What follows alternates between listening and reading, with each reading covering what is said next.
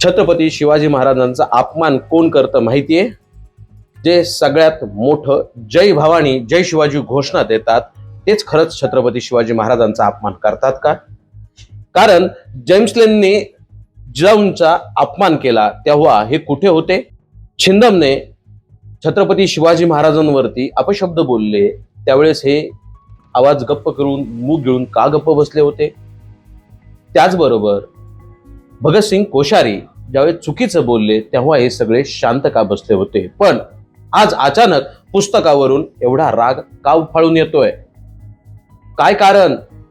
कारण इथे विषय शिवाजी महाराजांच्या अस्मितेचा आणि स्वाभिमानाचा नाही, हा विषय आहे राजकारणाचा, हा विषय आहे भावना भडकवण्याचा. शिवाजी महाराज कोणाच्याही प्रायव्हेट प्रॉपर्टी नव्हती, ते जनतेचे राजे होते, ते न्यायव्यवस्थेला मानणारे होते, अन्यायाविरुद्ध ठाम भूमिका मानणारे राजे होते.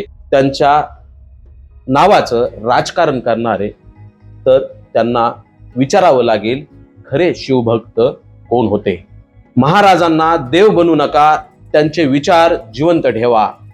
कारण छत्रपतींच्या नावाने माथी भडकवणं राजकारण करणाऱ्यांपासून सावध राहा.